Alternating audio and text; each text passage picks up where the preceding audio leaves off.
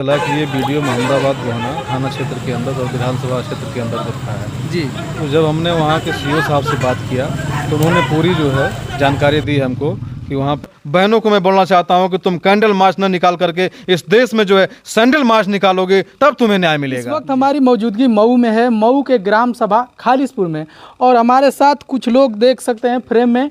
प्रदेश अध्यक्ष हैं पंकज जी, इनसे हम बात करेंगे। जी सर, स्वागत है। बहुत बहुत धन्यवाद माननीय पत्रकार महोदय। आज आए दिन देखा जाए 21 अगस्त को एक मामला आया, वो वीडियो वायरल हो रहा है कि कुछ लोग बच्चों को बाइक से उतार कर उनको हाथी डंडे से मार रहे हैं, तो क्या कहेंगे सर? ये वीडियो हमने जानकारी की तो जानकारी से हमें पता चला कि ये वीडियो मोहम्मदाबाद गोहाना थाना क्षेत्र के अंदर और विधानसभा क्षेत्र के अंतर्गत का है जी।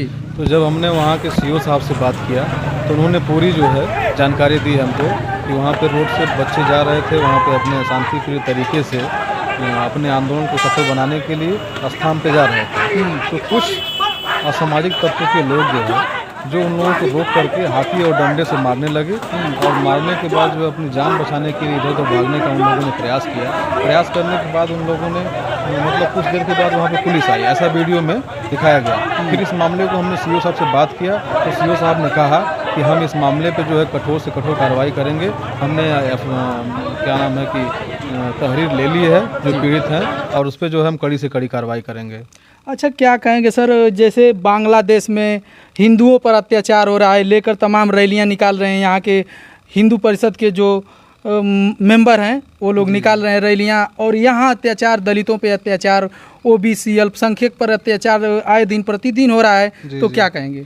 देखिए, सबसे पहले तो ये कंफर्म करना पड़ेगा कि इस देश में हिंदू है कौन। बांग्लादेश में जिस तरीके से यहाँ के भारत के हिंदू संगठन उनके ऊपर जो अन्याय अत्याचार हो रहे हैं बांग्लादेश में, मैं भी उसकी जो है कड़ी निंदा करता हूँ, मैं उसका विरोध करता हूँ क्योंकि वो मानवता के विरोध में है। और ये जो भी यहाँ के जो है हिंदू संगठन जो है उनके पक्ष में आंदोलन कर रहे हैं कि वहाँ पे जो है हिंदुओं की रक्षा होनी चाहिए। तो सवाल ये है कि क्या इस देश में जो है दलित है वो हिंदू नहीं है क्या? सवाल ये है कि इस देश में जो पिछड़ा है वो हिंदू नहीं है क्या? सवाल ये है कि इस देश में जो अनुसूचित जनजाति है वो हिंदू नहीं है क्या? जब इनके ऊपर अन्याय अत्याचार होता है तो ये हिंदू संगठन क्यों नहीं आवाज़ उठाते हैं? जब पिछड़ी जाति के ऊपर जो है हत्याएं होती हैं तो हिंदू संगठन आवाज़ क्यों नहीं उठाता है? जब अनुसूचित जाति की महिलाओं के ऊपर रेप या बलात्कार ऐसी घटनाएं होती हैं तो हिंदू संगठन आवाज़ क्यों नहीं उठाता? या तो एक लाइन में कह दे कि इस देश का जो SC ST और इस देश का जो OBC है ये हिंदू नहीं है, सिर्फ मात्र जो है 3.5% के लोग हिंदू हैं, उस बात को जो है घोषणा कर दे। तो ये जो OBC है, जो पिछड़ा है, जो अति पिछड़ा है, जो अनुसूचित जाति ये अपनी व्यवस्था करेगा, अपनी हक अधिकार की लड़ाई अपने सिस्टम से लड़ेगा।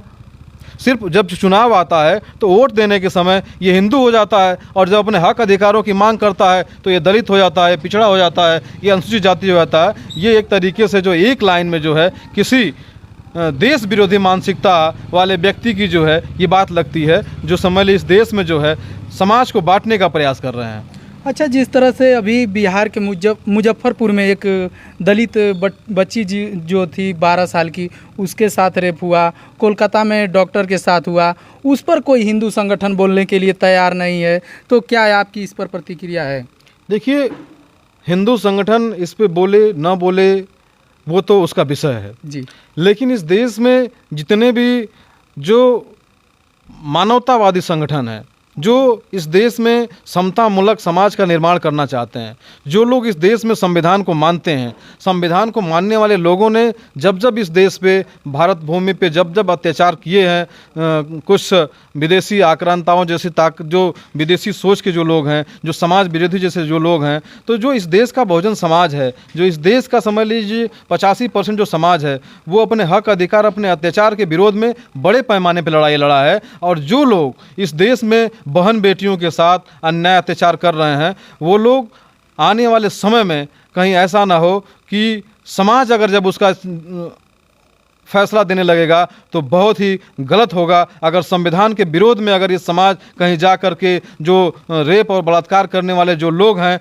अगर समाज के लोगों ने अगर अपने हाथों में अगर हथियार उठा लिया तो समझ लीजिए कि बहुत महंगा पड़ेगा। और इस देश में जब भी अत्याचार होता है, जब भी बहन बेटियों के ऊपर जो है बलात्कार जैसी घटनाएं होती है, तो हमारा समाज जो है कैंडल मार्च लेकर के रोडों पर निकलता है, लेकिन अपने समाज के बहन बेटियों से कहना चाहता हूँ, अपने समाज के लोगों से, जो इस देश में जो भी वर्ग है, अपने बेटियों को फूल की तरह नहीं, फूलन की तरह पालिए, तब जाके आपके बेटी को न्याय मिलेगा। जब आपके समाज के ऊपर बहनों को मैं बोलना चाहता हूँ कि तुम कैंडल मार्च न निकाल करके इस देश में जो है सैंडल मार्च निकालोगे, तब तुम्हें न्याय मिलेगा। जी, चलिए सर, चैनल में टाइम देने के लिए बहुत बहुत आपका भी बहुत बहुत धन्यवाद।